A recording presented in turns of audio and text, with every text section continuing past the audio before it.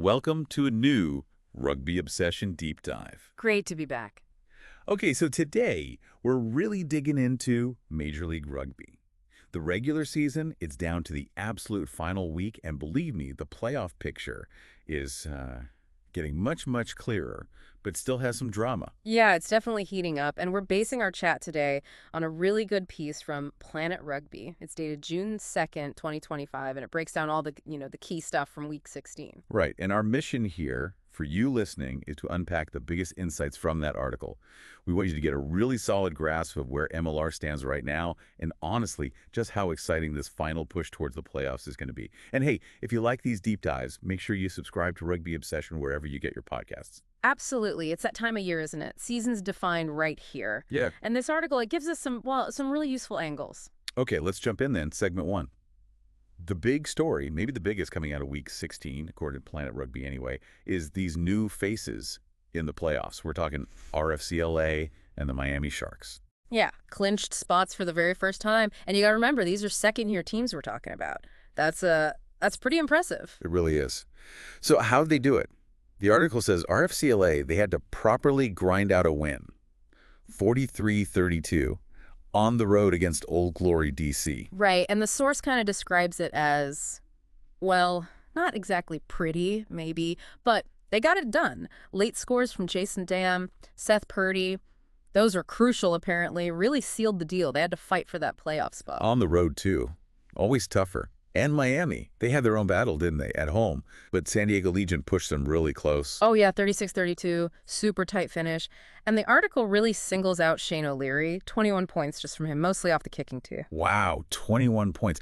That just shows you how vital the reliable kicker is in these close games, right? Absolutely. It can be the difference maker. And, the article also touches on why these two teams, these second-year franchises, might be clicking. It mentions they both have really clear identities. Okay, like what? Well, LA, they apparently borrow quite a bit from Australian rugby, the culture, the style. And Miami, maybe less surprisingly, leans into its South American connections.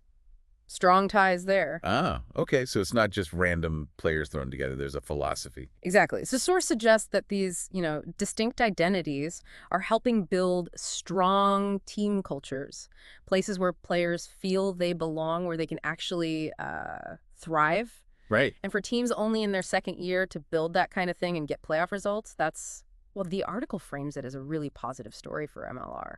And it's not just the what, but the how they got there, Yeah, building something sustainable. That's key. Okay, so sticking with teams getting back into the playoffs, the article also talks about the Utah Warriors. A familiar name, but they're breaking a bit of a dry spell. They are indeed 4 years out of the playoffs, which feels like a while in pro sports. They finally clinched their spot again. How'd they manage it? A win over Anthem RC, 31-10. Now, the article uses some interesting phrasing here, calls the performance largely unimpressive. Ouch. Yeah, but then it immediately follows with, but exactly what Utah needed to do, which I think tells you a lot. Maybe it wasn't flashy, maybe it wasn't their best game. But job done. Job done, got the points, secured the playoff berth. Sometimes that's all that matters, especially against a team like Anthem who are, struggling. Right. And the article gives a nod to head coach Greg Cooper. It says Utah's sort of slowly, steadily reemerged this season. Actually calls them arguably the most consistent team in the Western Conference in 2025. Consistency wins championships, or at least gets you into the playoffs consistently. And the article puts it in context. Their last playoff game was way back in 2021, lost to the LA Giltinis. Remember them? Vaguely. Feels like another era. Doesn't it? So 4 years is a significant wait, but now they're back. And the article points out something big for this final week. If Utah beats RFCLA, they could actually lock up a home playoff game. That's a huge carrot dangling there for week 17. A massive incentive. Yeah. A home playoff game changes everything. For sure. Oh, and speaking of the West, the article also confirms, because Utah won and San Diego lost, the Houston SaberCats are also officially in the playoffs now. Okay, so the West is mostly sorted then. Mostly. Except for that one. Very dramatic. Final spot. We'll get to that. Right, but before we do, that Utah Anthem game, the article doesn't just focus on Utah's success, it also looks at the other side, Anthem RC's situation. And it sounds, pretty tough. It does. The source is quite blunt about it. That loss makes it 15 straight defeats this season for Anthem. And if you add last year, Oh, yeah. there's 0-31 in their entire MLR existence. still haven't won a single game. 31 losses. Wow. That's a hard number to hear. And the article kind of digs into the why behind Anthem, right? It reminds us they were set up as this special project. Exactly. An alliance, it says, between MLR, USA Rugby, and even World Rugby. The whole point was domestic player development, helping grow American talent. So that puts the result in a tricky context. It really does. The source basically asks the big question, if the main goal is development, but you don't win any games in 2 years. What does that mean for the future of this team, this model? It's a fundamental challenge. Well, there's coaching uncertainty, too. Yeah, the article mentions reports that the head coach, Alma Iremia, might have been replaced by his assistant, Augustin Cavalieri. But, crucially, it says this hasn't been officially announced. Adds another layer of instability, maybe. Perhaps.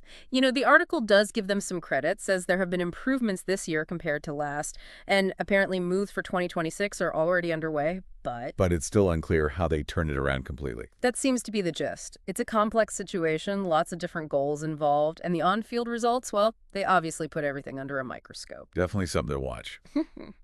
Okay, let's shift from a team searching for win number 1 to a team that knows all about winning. The New England Free Jacks. Yes, the champs, the back-to-back champs. And according to Planet Rugby, they are hitting their stride at exactly the right moment.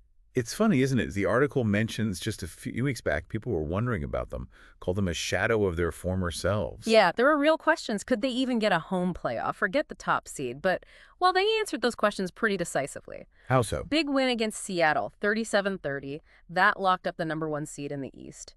And the article really highlights Paula Balakana in that game. Scored a couple of tries. Okay.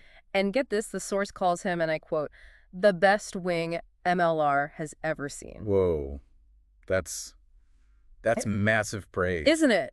Bold statement. But scoring twice in a game that big against a team like Seattle, it suggests he's got that X factor, that game-breaking talent. Clearly. And the article also mentions New England's second-half dominance. That was on display again. Apparently so. It's become their trademark, hasn't it? Whether it's fitness, tactics, or just that champion's mentality. They seem to find another gear after halftime. Wears opponents down. So, with that top seed secured, the article seems to think they're looking good for a potential treble, a 3rd straight title, and, you know, the finals being held in Rhode Island this year. Basically a home game for them if they get there. Pretty much. The stars, as the source implies, might just be aligning for the Free Jacks again, peaking at the perfect time. Oh. Hey, speaking of peaking at the right time, hopefully you're enjoying this deep dive. If you are, please consider subscribing to Rugby Obsession. It really helps us out. Absolutely. Okay, so most spots are locked up. Free Jacks look dominant in the East. Houston's in. Utah's back. RFCLA and Miami made history. Yeah. But there's still one piece missing. Right. One massive piece. And it's all happening out west. The article really focuses on this. The final playoff spot is still up for grabs. And who's fighting for it? It's a straight shootout between the San Diego Legion and the Seattle Seawolves. Oh, 2 teams with history.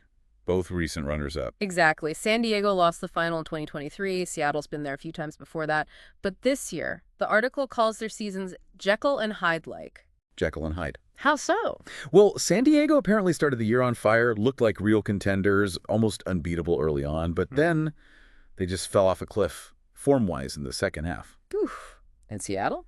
Kind of the opposite. Slow start, maybe written off by some, but they've had a big resurgence lately, put themselves right back in the mix. It's made for some real end-of-season drama. So how does it play out this final week? Okay, the article breaks it down. Both teams are at home, which adds to the pressure cooker. San Diego plays Old Glory DC on Saturday. Then Seattle hosts Miami on Sunday. Ah, so San Diego goes first. That could be huge. It really could. The simplest path for Seattle is get a bonus point win against Miami on Sunday. If they do that, they're in. Doesn't matter what San Diego did. Okay, clear enough. But here's the twist the article highlights.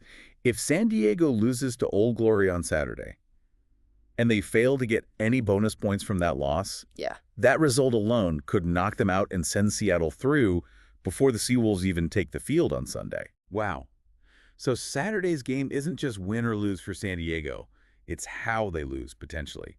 Getting a losing bonus point could be absolutely vital. Precisely. It makes both games must-watch. Incredible pressure on both teams. The perfect setup for the final weekend, really. You can really feel the tension building, can't you? Just drawing from this Planet Rugby piece, it's clear the MLR playoffs are going to be fantastic.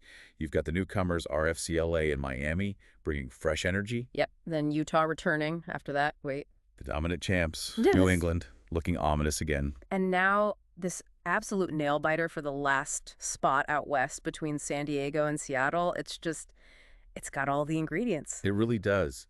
These stories, the first-timers, the comebacks, the title defenses, the last chance saloon, this is what makes rugby, and sports in general, so compelling for you, the fans, to follow. This article did a great job framing it all. Agreed. It really sets the stage well. So as we wrap up this deep dive, the Planet Rugby article leaves us, and you, with something pretty significant to think about. It goes back to Anthem RC. Right. That development mission. Formed by MLR, USA Rugby, World Rugby specifically to build domestic talent. But then you have the results. 0 wins in 31 games across 2 seasons. And the source really puts the question out there. What's the future for this specific approach to player development within the league and for USA Rugby? It's a really tough balance, isn't it? How do you square those development aims with, well, the basic need for teams to be competitive, to win games, for players to experience success as part of their growth? Exactly. Is the current model working as intended? Or does something need to change? It's a complex issue, no easy answers, but definitely something for you to consider as you watch these other teams battle it out in the playoffs, teams that have found a way to succeed. A fundamental strategic question for the league's future, really highlighted by Anthem's situation. Indeed. Well, that brings us to the end of this deep dive. We really hope pulling these insights from the Planet Rugby article has given you a clearer picture of the MLR playoff race heading into this final crucial week. And one last time, if you enjoy this, please subscribe to Rugby Obsession. Thank you for listening to the Rugby Obsession Deep Dive, and we'll look forward to you listening to our next episode.